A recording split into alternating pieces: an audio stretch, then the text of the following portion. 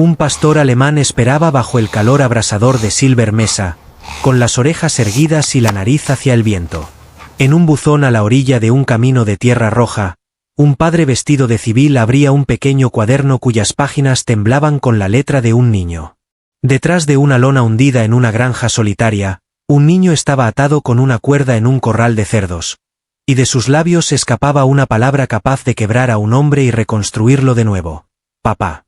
Ahí estaba todo. Nadie pensó que el pueblo hablaría. Nadie imaginó que un policía pudiera mantener la calma cuando la víctima era su propio hijo. Pero el perro recordó el olor, y el padre recordó su juramento. Lo que ocurrió después te hará creer en las segundas oportunidades y en esos milagros silenciosos que aparecen justo a tiempo. Antes de comenzar, dime desde dónde estás mirando. Deja tu país en los comentarios. Y si crees que ningún niño ni animal debe quedar en la oscuridad, suscríbete. El calor de la mesa permanecía en el aire como un espíritu inquieto. El desierto era un horno que respiraba lentamente, uno de esos que apretaban la mano contra tu mejilla y no la soltaban. La tarde se filtraba a través de las manos de cobre, con bordes afilados que cortaban el cielo pálido, mientras el viento arrastraba arena fina que rozaba la piel como pequeños secretos. Silver Mesa no era una metrópolis, apenas un pueblo disperso de Nuevo México, sostenido por dos calles principales, una tienda de alimentos, una clínica, un restaurante donde el chile burbujeaba lentamente en ollas pesadas y una escuela coronada por un mural en el que un correcaminos perseguía el horizonte. Era el tipo de lugar donde las tormentas se alzaban cada noche de verano como coros que olvidaban la letra, y todos aprendían a leerlas por el olfato y el silencio. El oficial Garrett Stone conducía su camioneta patrulla por el camino de tierra que corría paralelo al antiguo ramal ferroviario. Tenía 37 años, era alto, delgado y fuerte, como quien corre antes del amanecer y dobla los uniformes con la pulcritud que da la costumbre más que la vanidad. Sus anchos hombros caían en unos brazos cargados de fuerza silenciosa, y su postura transmitía la disciplina erguida de los años en la fuerza. El rostro de Garrett era firme, atractivo sin extravagancias, con una mandíbula cuadrada suavizada por la fatiga y unos ojos azul grisáceo que medían el mundo como lo haría un topógrafo, calculando el peso de cada palabra. El cansancio del día se notaba en el leve pliegue de su frente. Y sin embargo, debajo de esa firmeza latía algo más tierno, la paciencia de un hombre que había aprendido que la autoridad y la paternidad no siempre eran aliadas, pero debían coexistir de todos modos. Argo ocupaba el asiento del pasajero, regio como un monarca de carne y pelaje. Pastor alemán de 5 años, con manto sable y franjas negras, patas de un canela intenso y una máscara que le confería la expresión de un viejo lector de humo. Sus orejas se erguían y giraban como antenas de radar, aunque a veces se balanceaban con una suavidad cómica cuando un niño insistía demasiado tiempo en acariciarlas. Argo había sido un K9 completo, entrenado para búsqueda y obediencia, hasta que una lesión casi lo deja fuera para siempre. Se recuperó, pero cambió de rol. Ahora estaba certificado como perro de apoyo emocional, con un talento particular para leer los temblores de los corazones humanos. No le gustaban las ardillas ni el papel de aluminio, y dormía boca arriba con las 4 patas extendidas como si se rindiera a los sueños. Pero cuando Toby, el hijo de 7 años de Garrett, lo necesitaba, Argo se transformaba en un guardián silencioso. Su lealtad era más sólida que el acero. Silver Mesa, a pesar de su polvo y sus fachadas modestas, tenía un ritmo propio. La gente se reconocía por el crujido de los neumáticos en la grava o el golpe de las puertas mosquiteras. Los susurros corrían más rápido que la patrulla de carreteras, y esa noche los rumores habían tomado la forma de un murmullo que Garrett no estaba listo para escuchar. Al llegar a la curva cerca de los Álamos, redujo la velocidad. El buzón frente a su coche de alquiler estaba torcido, con la lona caída. Garrett estacionó con el volante recto, reflejo de profesional incluso cuando nadie lo observaba. Argo se inclinó hacia adelante con un ladrido corto, como preguntando, ¿estamos en casa? Garrett bajó al aire pesado, metálico, con sabor a monedas abrasadas por el sol. Dentro del buzón había un único objeto, un cuaderno de composición jaspeado en blanco y negro, con esquinas mordidas y espinas suavizadas por manos ansiosas. Parecía frágil, y sin embargo, pesaba más que cualquier arma que hubiera cargado. En el frente, escrito con lápiz inclinado, se leía, Toubis. Garrett lo abrió de pie frente al parachoques, con el viento del desierto silbando en los oídos. La escritura avanzaba con esfuerzo desigual sobre la página, el intento de un niño que buscaba pulcritud sin lograrla del todo. Papá, por favor no llames a la puerta principal. La tía Dedra la cierra ahora. Usa la puerta lateral. La luz del porche está rota. A veces duermo afuera cuando ella se olvida y no quiero hacerla enojar. Además, hay un ratón, pero yo soy valiente. Cada palabra golpeaba más fuerte que cualquier sirena. Las pausas en las marcas del lápiz decían más que las frases. Garrett leyó despacio, con el cuidado de un técnico en bombas frente a un dispositivo activo. Sintió hormigueo en los brazos, opresión en el pecho. Forzó su respiración a un ritmo constante. Inhalar 4 tiempos, exhalar 4 tiempos. Porque el pánico no ayudaba a nadie. Página tras página, el cuaderno relataba una historia confusa. Viernes, día azul, el día en que apenas llovió. Pequeños dibujos acompañaban las palabras. Una estrella torcida, un cuadrado que podía ser una cama, un sol exiliado en un rincón. Otra línea decía, no digas si vienes porque la tía de dice que las sorpresas le dan un vuelco al corazón, pero no creo que sean del tipo bueno. Y otra más, el pestillo trasero está atascado. Puedo ayudar. Soy fuerte como Argo. La garganta de Garrett se cerró al ver el nombre del perro. Argo, sintiendo el temblor de su humano, inclinó la cabeza hasta que ambas orejas se cruzaron torpemente. Ese gesto absurdo casi le arrancó una risa a Garrett, la misma que habría compartido con Toby. Pero Toby no estaba allí. Esa ausencia pesaba más que todo lo demás. El sol se hundía en el horizonte, las cigarras iniciaban su himno estático y el tren de mercancías retumbaba en la distancia como un trueno disfrazado. El viento arrastraba olor a hierba recién cortada y el rastro agrio de corrales de cerdos, una milla al sur. Argo estornudó, un sonido brillante que interrumpió el silencio. Garrett rió entre dientes una vez. Esa pequeña burbuja de humor subió y cayó rápido, pero bastó para evitar que un hombre se ahogara en su propio peso. La radio crepitó, rompiendo el instante. Unidad 2, Charles 12. Se recomienda. La voz del operador era de Sarah Kinland. 30 y tantos, compacta y fibrosa, siempre con el cabello recogido en un moño que la hacía inmune a la humedad. Su rostro estrecho, de zorro, enmarcaba unos ojos demasiado atentos como para dejar escapar un detalle. Su voz estaba templada por cigarrillos y por una década calmando a personas asustadas, asegurándoles que su día estaba bajo control. Había perdido a un hermano en una tormenta de nieve a los 19 años, y desde entonces su compasión se sostenía sobre cimientos de granito. Informe de un vecino cerca de South Gully Lane, dijo Sarah. Información de tercera mano, pero consistente con lo que se comenta. Un juvenil posiblemente retenido en un recinto para animales. No hay imágenes. La persona que llamó colgó. El mundo se inclinó de manera imperceptible pero segura. Las líneas de tiempo de Garrett se reorganizaron. El padre dentro de él se abalanzó. El oficial se estabilizó. Copiado, respondió con voz serena. Estoy a 1 minuto de la carretera. Notifiquen al sheriff del condado y pongan a la CPS en espera. Ya está hecho, replicó Sarah. Los sargentos del sheriff están en camino. Entrada a CPS, Nora Pierce hoy. Nora tenía 29 años, gafas de bibliotecaria y complexión de corredora. Era educada hasta que la firmeza era necesaria. Vivía de listas de verificación, creía en las segundas oportunidades como los granjeros creían en la lluvia, pero siempre llevaba lonas por si acaso.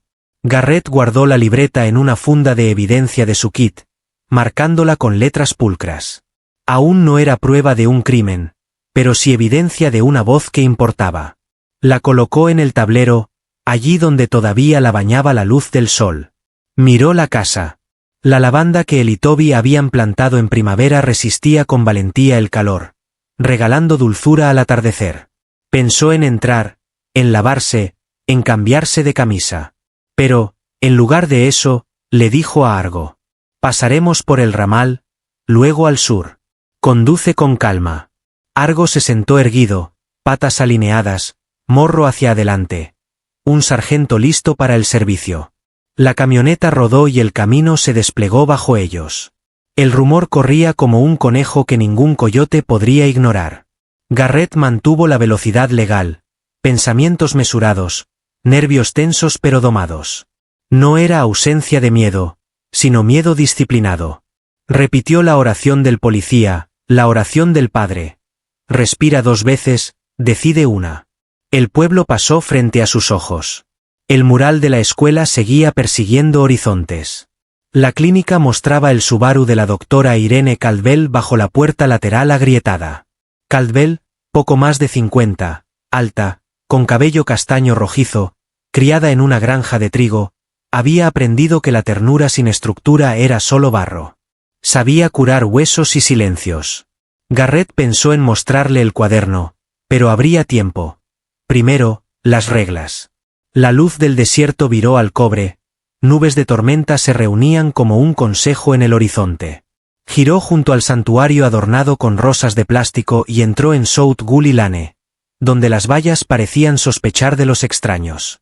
Argo lo miró, y él le devolvió la mirada. 2 soldados de distintas razas. Solo estamos mirando, dijo Garrett en voz baja y firme. Llamando. Haciéndolo bien. El desierto escuchó, aprobando en silencio. La camioneta avanzó con el cuaderno caliente sobre el tablero, la promesa viva de un padre firme al volante. Las cigarras cantaban, y la voz del operador volvió a sonar, serena, devolviendo calma. 2 Charles, 12 condados, 5 fuera. Se notificó a la CPS. Avíseme si necesita algo más. Ya tengo suficiente por ahora, respondió Garrett. Exhaló despacio. A veces los capítulos no terminan con un portazo, sino con una mano firme sobre el pomo, lista para girar pero aún quieta. Siguió conduciendo hacia el estrecho hilo cobrizo de la tarde. Argo estornudó otra vez por el polvo. Absurdo y perfecto. El camino de tierra roja se angostaba cuando Garrett giró hacia el sur, rumbo a la propiedad de los Vaughan. La camioneta vibraba con la tensión de un hombre dividido entre la placa y la sangre. El sol había descendido un nivel más, y la luz cobriza alargaba las cercas hasta volver las usos negros que cruzaban el matorral. Argo se removió en el asiento del copiloto, orejas erguidas, absorbiendo los olores que traía el viento. Almizcle animal, heno húmedo, el tenue y metálico tono de los corrales de cerdos. El perro emitió un breve lamento, no de miedo, sino de anticipación. El sonido de quien sabe que algo acecha. La granja Vaughan se extendía en un terreno bajo. Cobertizos oxidados, una casa de tablillas con la pintura blanca descolorida, y detrás, corrales improvisados con alambre y tablas remendadas. El lugar respiraba fatiga, como si algunos rincones hubieran renunciado a ser reparados. La propia Dedra Vaughan cargaba con esa misma luz de abandono. Pasados los 40, alta pero encorvada, con el cabello corto y decolorado por el sol, rostro estrecho y ojos de un azul deslavado. Alguna vez había sido vivaz en el pueblo, pero los años de mala suerte y un carácter agrio habían corroído su calidez hasta reducirla a fragilidad. Desde su divorcio, una década atrás, cuando quedó con deudas y poco más, la amargura había crecido en ella. Sus gestos eran bruscos, su voz afilada por la mordacidad. Esa noche, ambas cosas se acentuaban bajo la presión del momento. Desde un lateral de la casa, Garrett oyó su voz. Furiosa, aguda, con palabras difíciles de distinguir. Y debajo, sollozos apagados de un niño. Su mano se congeló en el volante. El entrenamiento, sin embargo, tomó el control. Despacho, 2 Charles 12 solicita refuerzos inmediatos. Llamó por radio, su voz serena pese al pulso acelerado. Unidades del sheriff del condado a South Gully Lane. Granja Vaughan, menor en apuros, posible confinamiento ilegal. Notificar a la CPS para que se prepare. La voz de Sarah Kinland llegó clara a través de la estática. El agente del sheriff de Charles 12 está en ruta. CPS en espera. Mantenga la conciencia situacional. Estaba tranquila, pero Garrett captó el tono más suave. Ella sabía de quién era el niño y confiaba en que él mantendría la línea. Aparcó junto a la entrada, motor en marcha. Desenganchó el arnés de Argo, permitiéndole salir con precisión controlada. «Quédate cerca», susurró Garrett. El cuerpo de Argo bajó ligeramente, cola nivelada, postura alerta.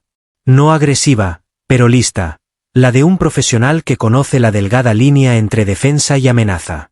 Los gritos se hacían más claros mientras Garrett avanzaba hacia la parte trasera de la propiedad.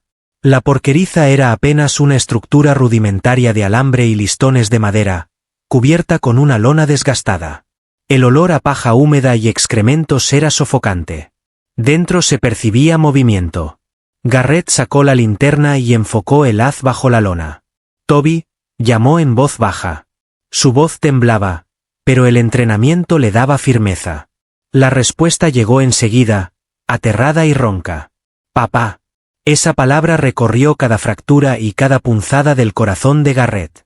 No había dudas. Las circunstancias urgentes justificaban lo que vendría después.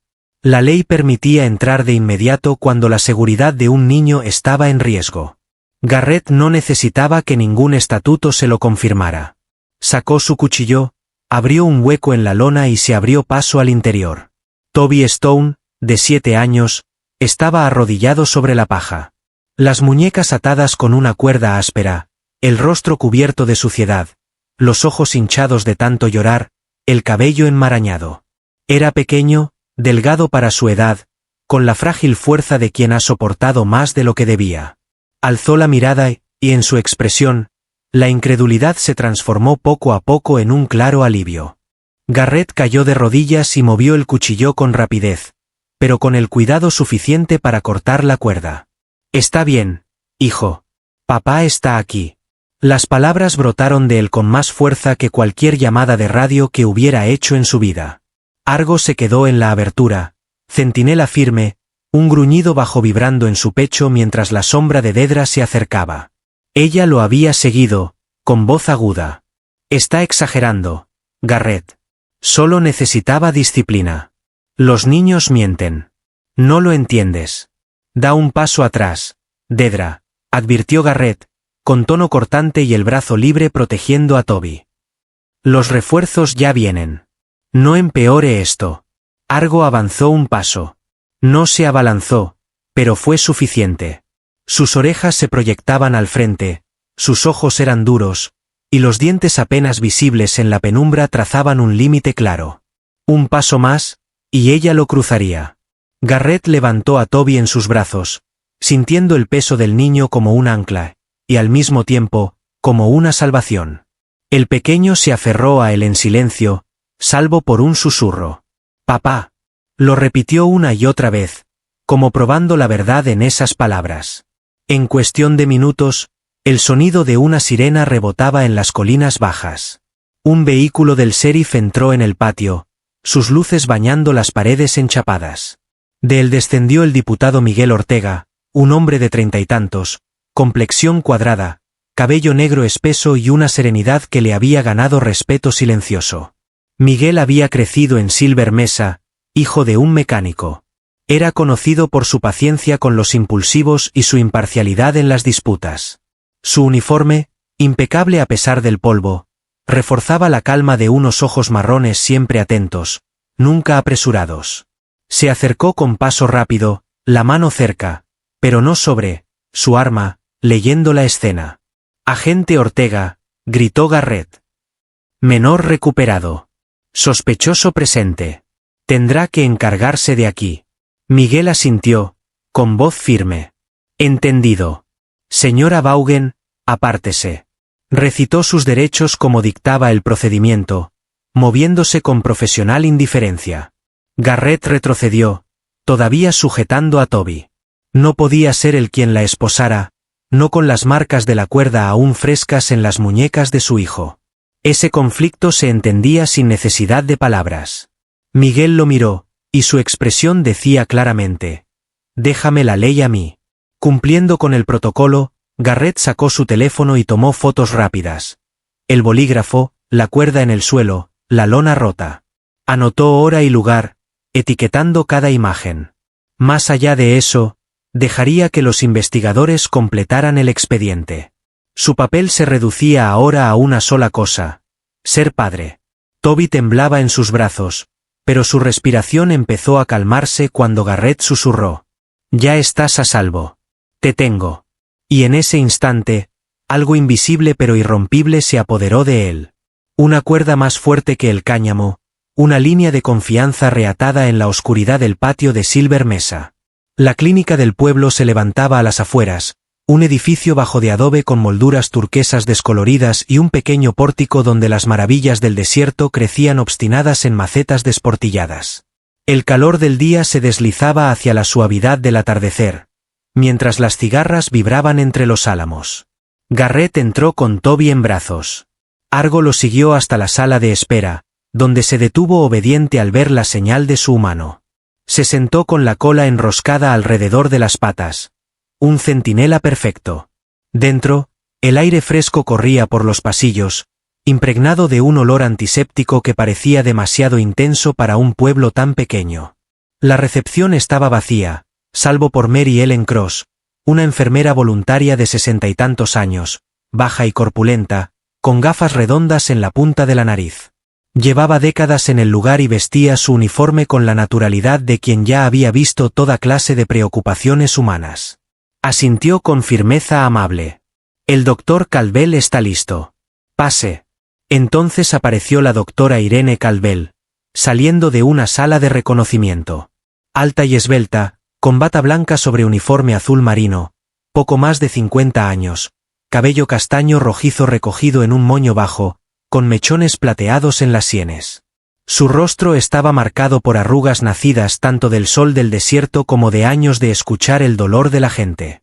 La doctora Caldwell era conocida en Silver Mesa por su mezcla de firmeza y calidez. Criada en una granja de trigo, había aprendido hacía tiempo que la ternura sin reglas se disolvía en barro. Sus tranquilos ojos azules se posaron de inmediato en Toby, evaluándolo con precisión. «Tráelo», dijo, con voz firme como una roca. Garrett colocó a Toby con cuidado sobre la mesa de reconocimiento. El niño parecía demasiado pequeño para sus 7 años. Su cabello oscuro estaba enredado, su rostro pálido bajo las manchas de suciedad. En las muñecas, las marcas de la cuerda eran claras, la piel enrojecida, levemente hinchada. Viejos moretones, en tonos amarillos y verdosos, salpicaban brazos y espinillas. No eran lo bastante recientes para alarmar, pero sí para contar una historia. Un rasguño superficial cruzaba la sien, probablemente de paja o alambre. Las manos de Caldwell se movieron con suavidad, como si cada roce fuera una promesa. No hizo preguntas al principio. En cambio, se inclinó hacia Toby y le sonrió, no ampliamente, pero lo suficiente para demostrarle respeto. «Hay demasiada luz, ¿verdad?», dijo, al notar cómo el chico entrecerraba los ojos frente al fluorescente del techo. Sin dudarlo, apagó las luces superiores y encendió una lámpara con pantalla que proyectó un resplandor ámbar. La habitación cambió al instante. Ya no parecía un escenario, sino un refugio. Toby exhaló un pequeño suspiro. Apretaba algo en su palma. Garrett reconoció la pequeña piedra blanca que había visto antes en las notas de su hijo. Toby la sujetaba con fuerza, como si fuera una armadura. «Me impide temblar», susurró, cuando Caldwell le preguntó en voz baja qué era. Ella asintió, como si hubiera recibido una verdad médica profunda. «Bien. Entonces no lo digas. Los médicos necesitan pacientes valientes, y los pacientes valientes necesitan sus herramientas». Garrett permanecía de pie junto a la mesa, cubriendo con su mano la más pequeña de Toby. Contaba respiraciones lentas con él, guiándolo en cada inhalación y exhalación hasta que el temblor cedió. Su voz era firme: 1, 2, 3, 4, inhalando y exhalando. Fue el primer ritmo en el que Toby confió esa noche. En la sala de espera, Argo se movió. No podía entrar sin permiso, pero cuando Caldwell lo vio a través de la puerta-ventana, con la postura alerta, le preguntó a Garrett: ¿le ayudaría tener a Argo cerca? Él asintió. Caldwell abrió la puerta y Argo entró trotando. Se acomodó al pie de la mesa, bajó la cabeza y Toby, instintivamente, extendió la mano. El perro le dio un codazo suave en el codo con el hocico. El temblor del niño se suavizó aún más. Caldwell tomó notas con calma, sin dramatizar. Contusiones leves en resolución, entre 5 y 10 días. Marcas de cuerda en ambas muñecas. Abrasiones superficiales. Rasguños múltiples consistentes con paja o superficies rugosas. Sin fracturas agudas. Documentación fotográfica recomendada para CPS. Mantuvo un tono clínico, pero su mirada se suavizó al volver a Garrett. Está a salvo esta noche. Los párpados de Toby empezaban a ceder, medio dormido bajo la luz cálida. Aún sujetaba la piedra blanca como un escudo. Garrett le alisó el cabello hacia atrás, murmurando que todo estaba bien. Caldwell se recostó, permitiendo que padre e hijo compartieran silencio. Mary Ellen regresó con un vaso de agua y una pequeña galleta que Toby aceptó con cautela. Ella siempre había creído que un poco de azúcar podía suturar pequeños agujeros en los corazones de los niños, aunque fuera por unos instantes. Argo observó la galleta con atención profesional, pero no suplicó. Su entrenamiento pesaba más que la tentación. Garrett exhaló profundamente. La urgencia del cuaderno, los gritos ásperos de Dedra, las sirenas, todo había quedado reemplazado por el zumbido suave de la lámpara y la respiración tranquila de su hijo. Sintió como la tensión en su columna comenzaba a soltarse. Caldwell finalmente rompió el silencio, con un recordatorio suave pero firme. Esto es solo el comienzo.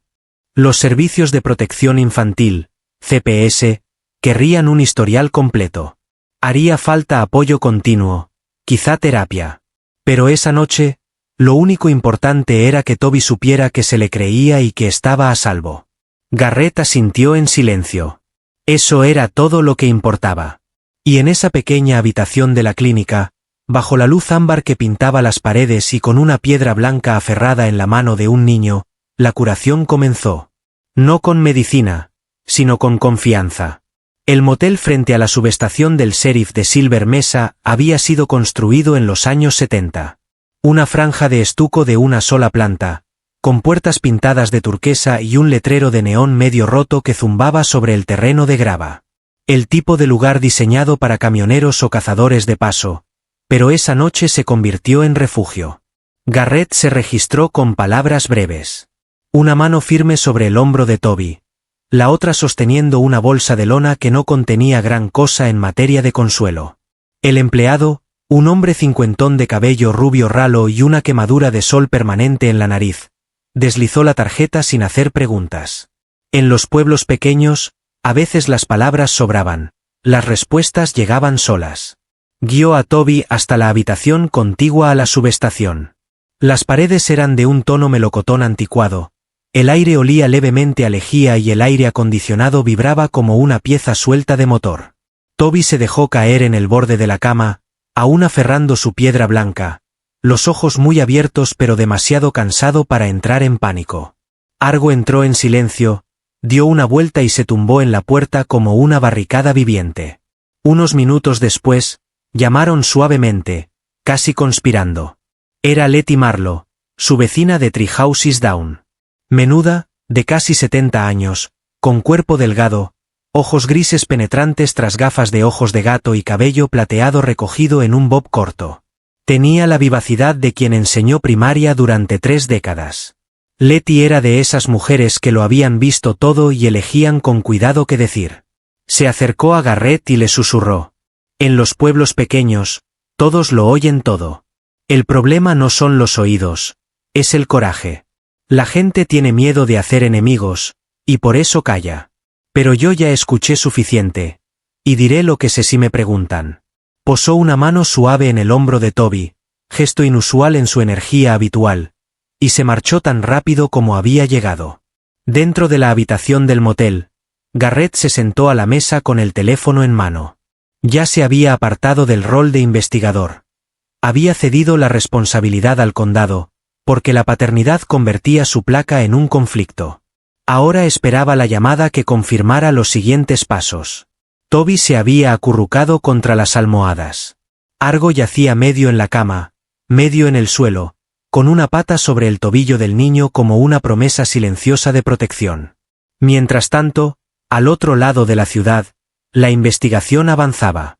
La oficina del sheriff había obtenido una orden telefónica, número SM230471, autorizada por el juez de guardia justo antes de la medianoche.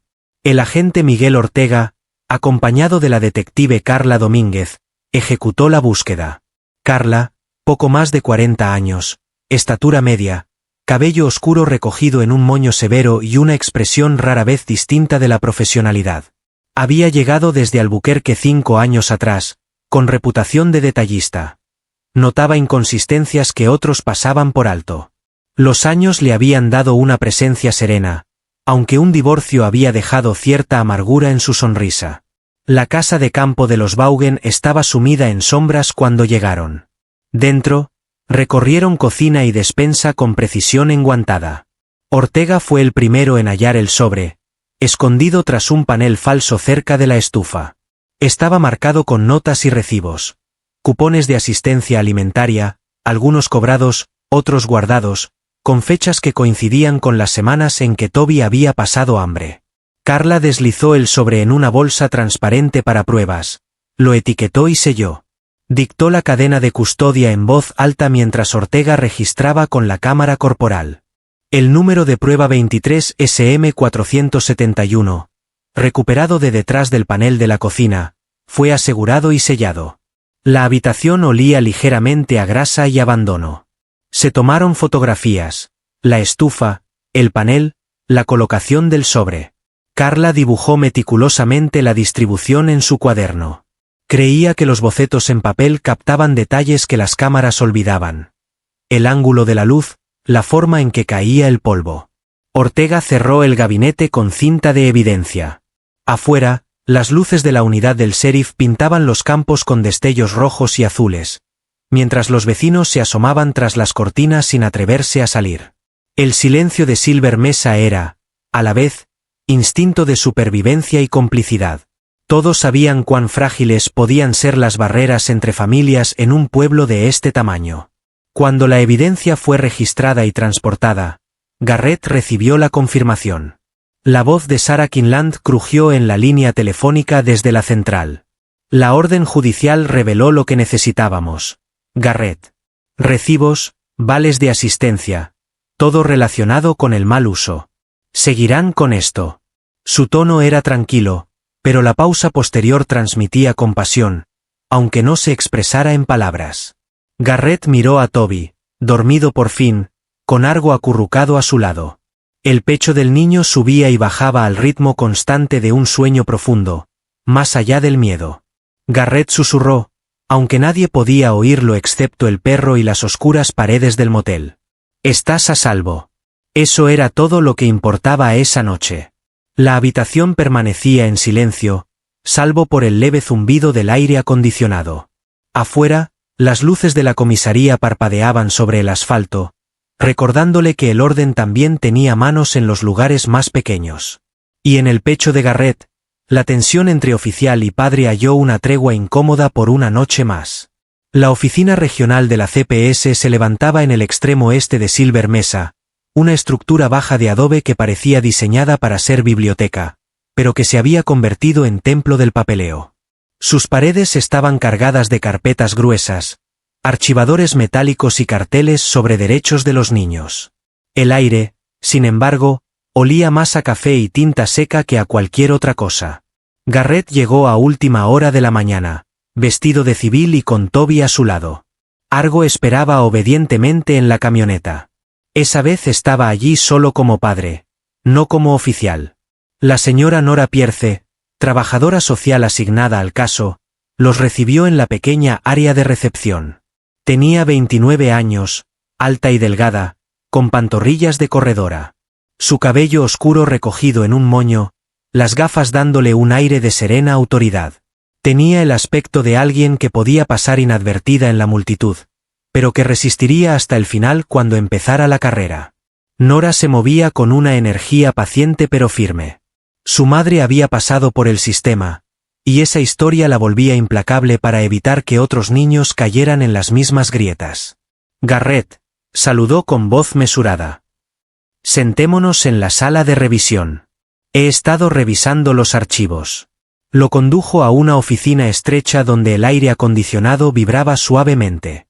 Sobre la mesa había 3 carpetas manila, con las esquinas dobladas.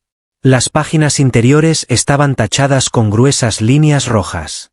Nora abrió la primera carpeta y se la deslizó a Garrett. Quiero que vea por qué, explicó.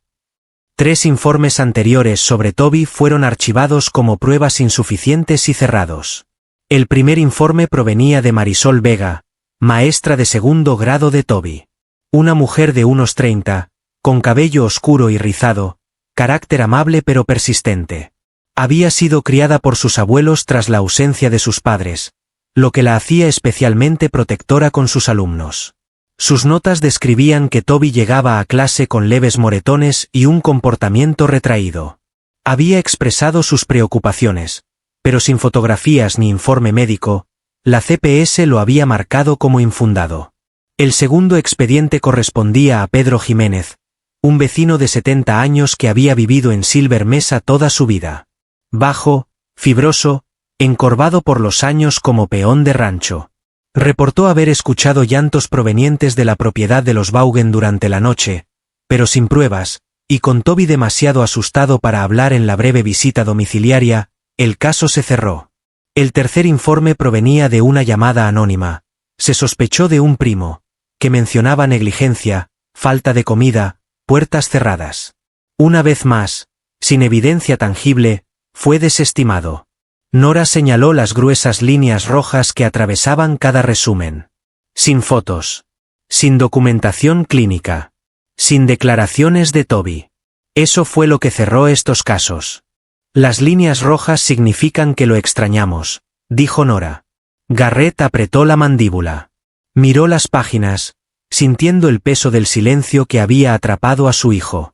Entonces, Nora deslizó otra carpeta. Dentro estaban las fotografías tomadas por la doctora Calvel. Marcas de cuerda, moretones amarillentos, descripciones clínicas.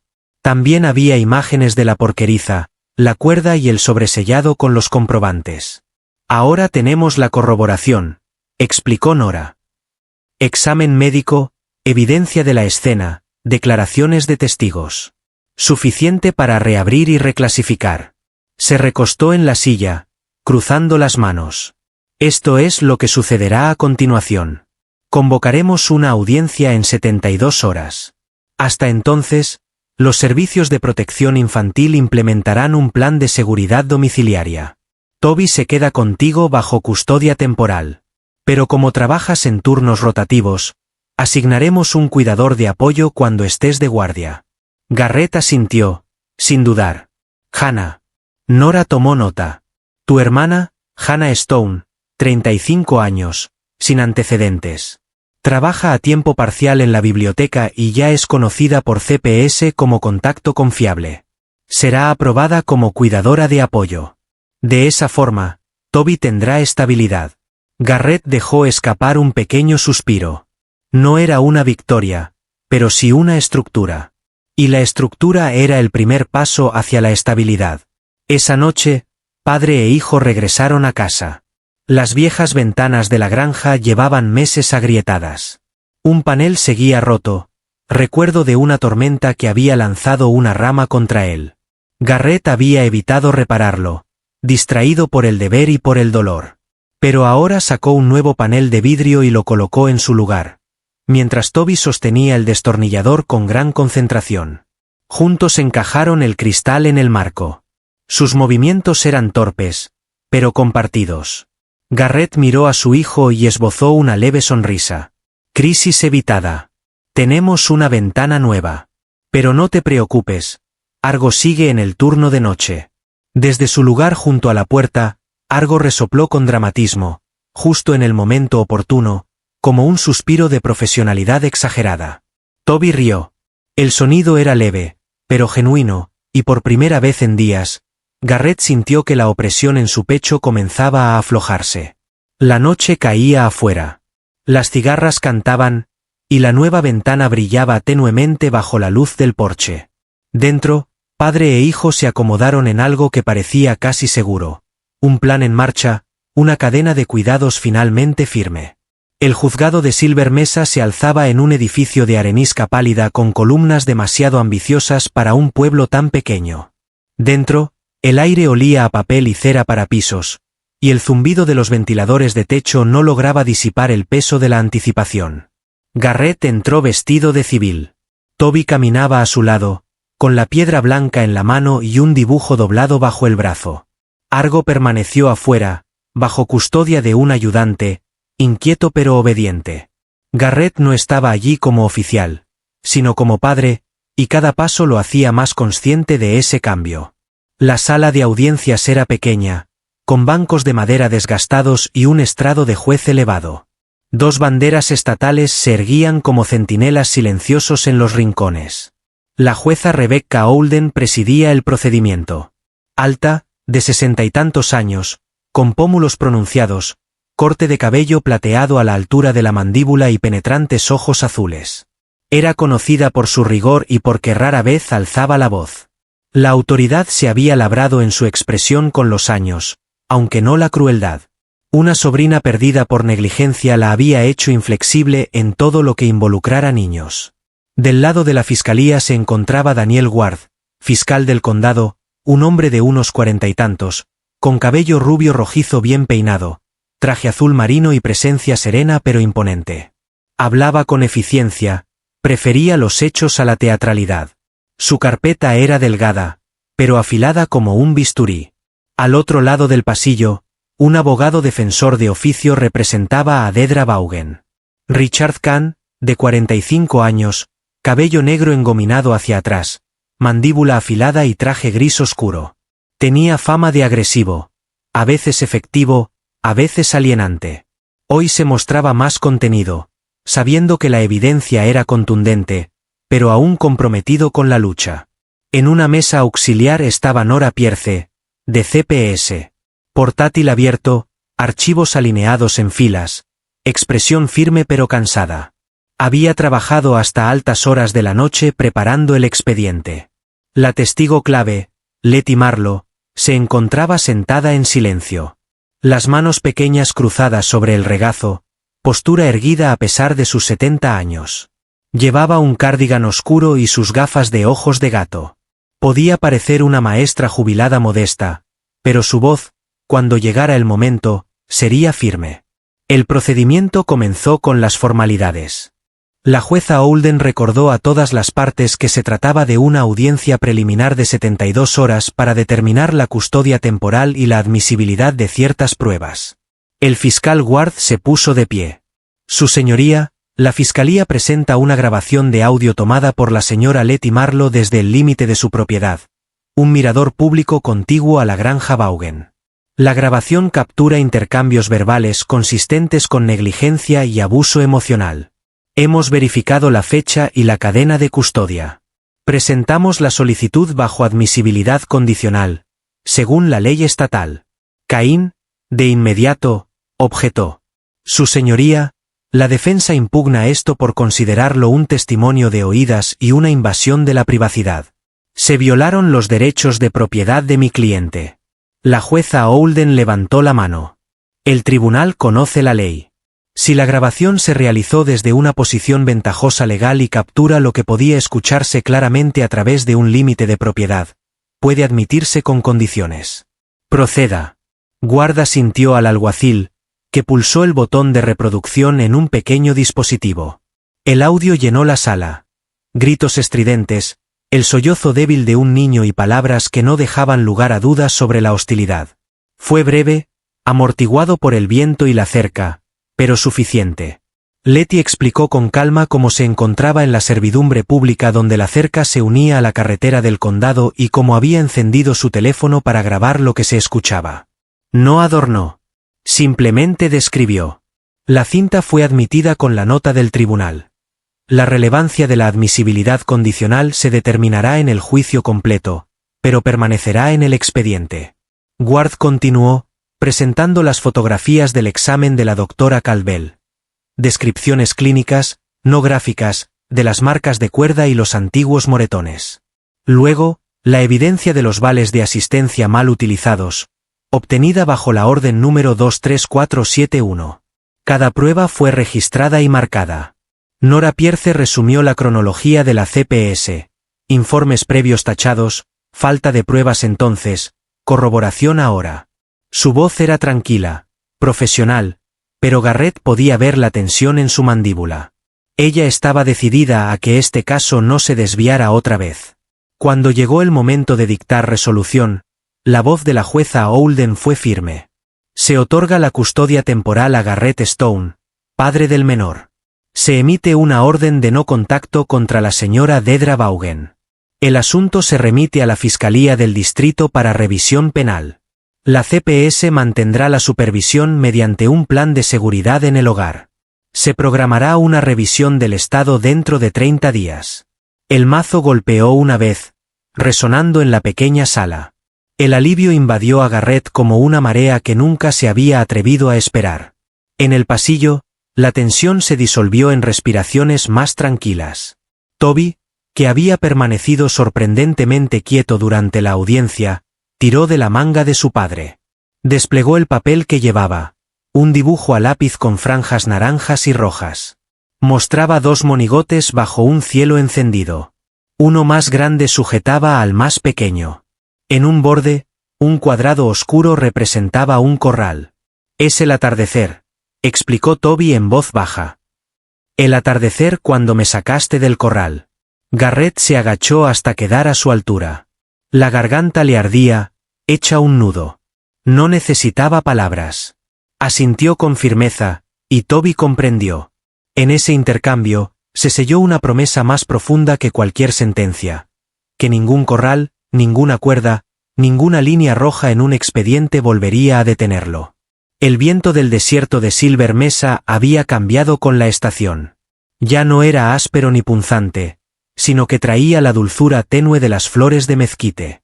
Había pasado un mes desde la audiencia, y el pequeño pueblo intentaba, a su manera imperfecta, respirar con más tranquilidad. Detrás del centro comunitario, donde la cancha de baloncesto agrietada casi había sido abandonada, algo nuevo se alzaba. Sunset Yard, como lo habían llamado los niños. Era un aula improvisada al aire libre. Una lona extendida entre postes de madera daba sombra. Filas de bancos hechos de tablones reciclados servían de asientos, y una pizarra descansaba contra el tronco de un viejo álamo. Los habitantes de Silver Mesa habían donado lo que pudieron. Mesas desportilladas, sillas desparejadas, cajas convertidas en atriles. Cada objeto en Sunset Yard llevaba las huellas de vecinos que, aunque cautelosos al principio, habían decidido que querían ver a los niños aprender sin miedo. Garrett Stone, alto, con camisa sencilla y vaqueros en lugar del uniforme, se movía entre los voluntarios con las mangas arremangadas. Su postura conservaba la disciplina de un policía, pero su rostro, habitualmente neutro, mostraba una suavidad que solo Toby podía despertar. El niño estaba sentado en un banco bajo, balanceando las piernas, con la piedra blanca en la mano.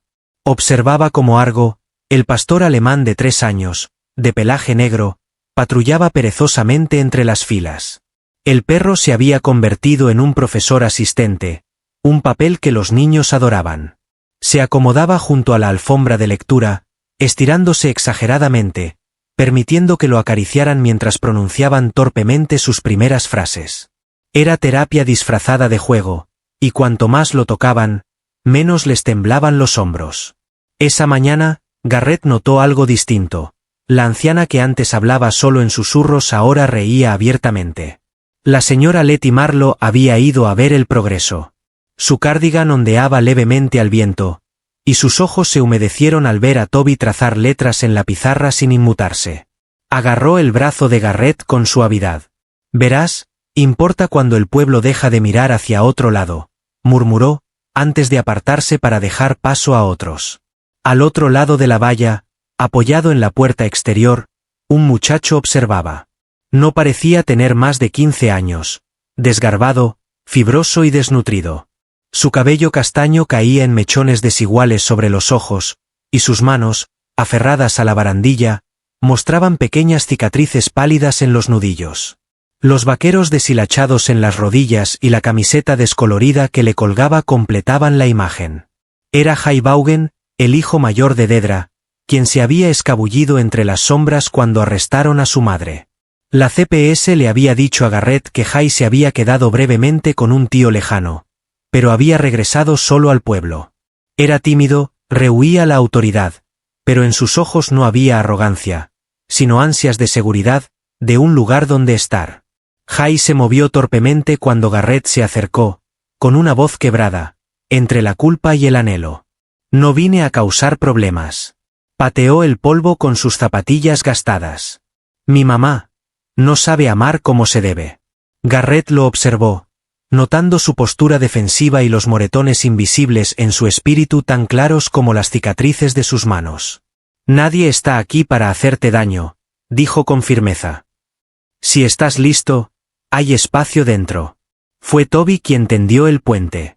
El niño palmeó la piedra en su mano y miró a Jay sin miedo. Esto me evita temblar por la noche, explicó, mientras extendía la piedra lisa. Jay dudó, pero al final se agachó para aceptarla. Sus largos dedos la rodearon como si sostuvieran un cristal frágil. Su garganta se tensó. Gracias, susurró, con los ojos brillantes, aunque parpadeó rápidamente para disimularlo. Más tarde, Garrett habló con la señora Nora Pierce, que había llegado para verificar el plan de seguridad. Con ella estaba una nueva cara, Alan Ruiz, consejero del programa juvenil del condado. Alan, de unos 30 años, robusto, con cálidos ojos marrones y cabello negro corto, vestía con mangas arremangadas y botas de trabajo manchadas de grasa, prueba de su otro papel como mentor en un taller vocacional. Su presencia no implicaba juicio, sino una energía que hacía que los adolescentes se sintieran menos expuestos. Alan evaluó a Jay con una mirada en la que se mezclaban cautela y oportunidad. Los chicos son buenos con las manos, le dijo a Garrett más tarde. Llévalo al taller mecánico para una prueba. Convierte esas cicatrices en callos de trabajo, no en peleas. En los días siguientes, Jay comenzó a aparecer en Sunset Yard con más frecuencia. Al principio se mantenía al margen, escuchando sin participar. Poco a poco, se sentó en un banco a dibujar engranajes en un cuaderno desgastado mientras Toby leía en voz alta. Fue torpe y lento, pero un patrón comenzó a formarse. Toby empezó a confiar en la presencia de Jay, y Jay parecía sorprendido cada vez que el niño más pequeño le sonreía. Una tarde, cuando el resplandor naranja se hundía tras las crestas, Garrett los encontró agachados junto a la pizarra.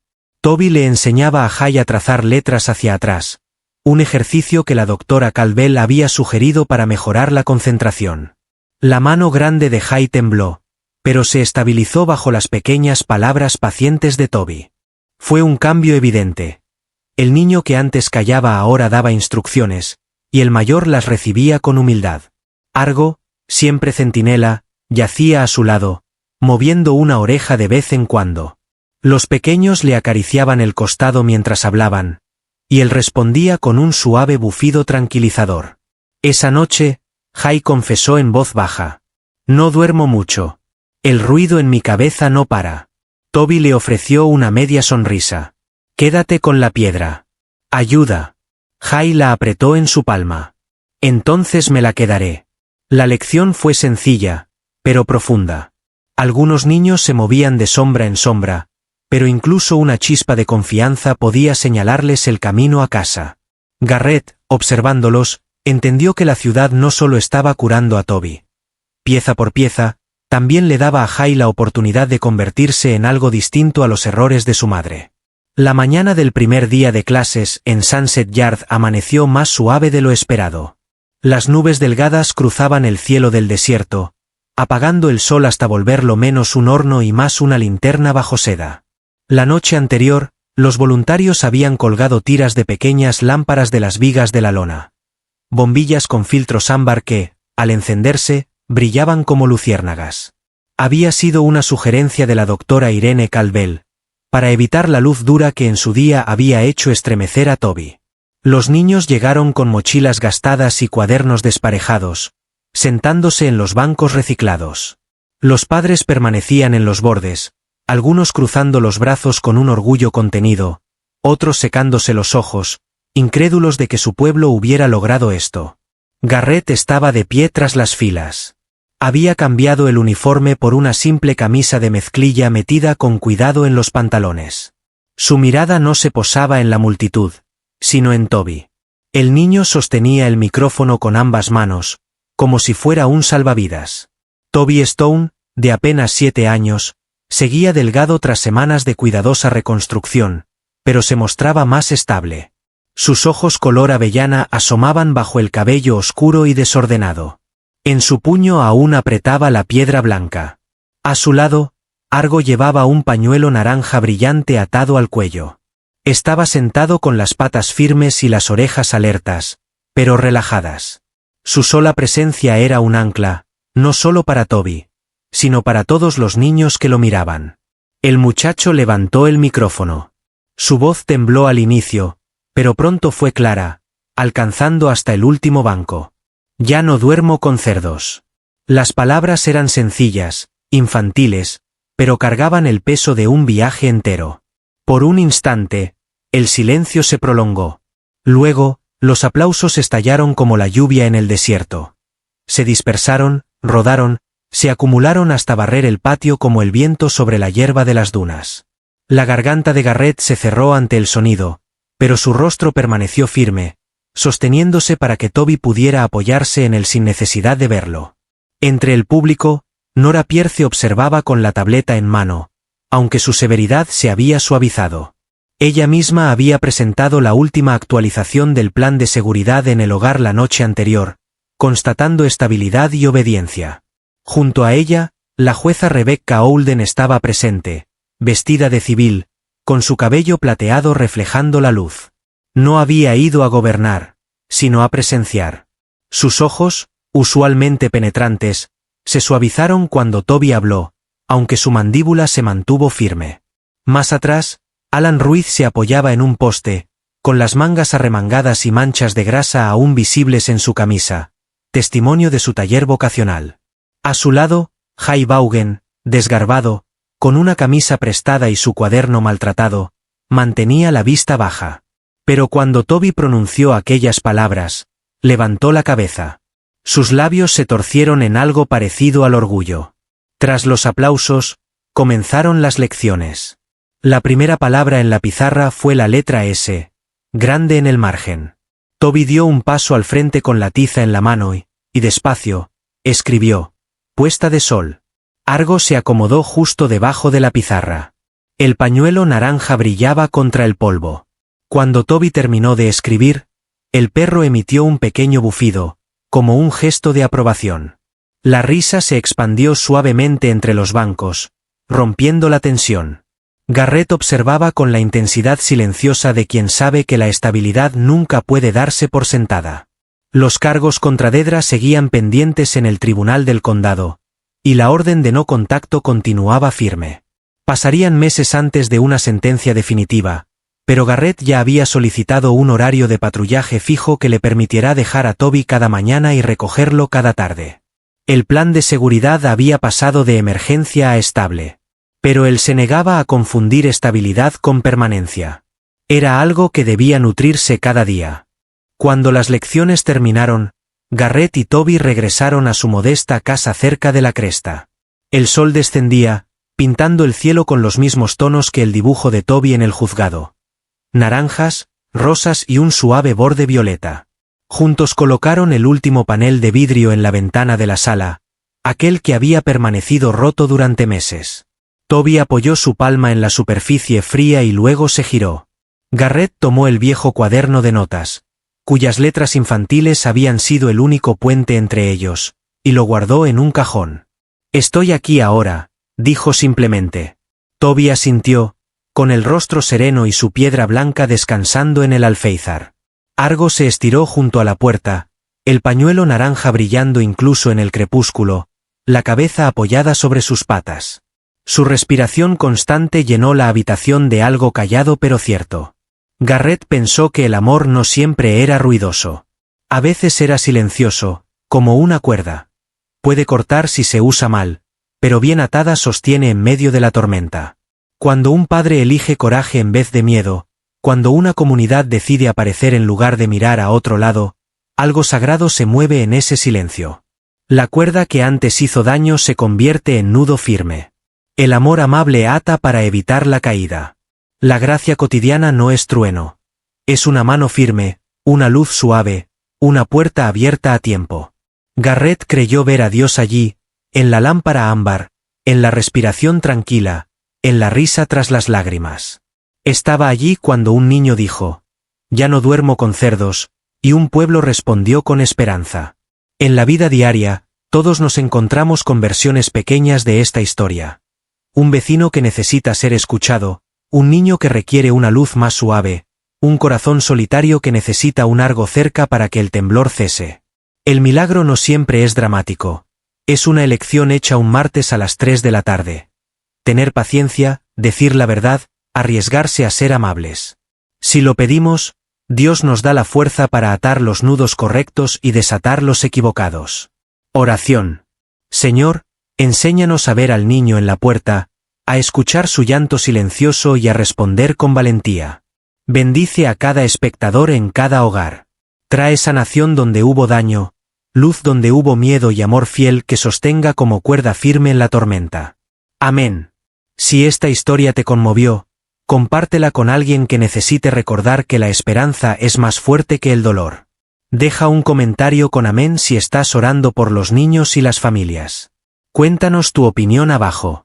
Y si quieres más historias de coraje, compasión y sanación, suscríbete y activa las notificaciones. Que Dios te bendiga, te guarde y guíe tus manos para ser parte del próximo milagro silencioso.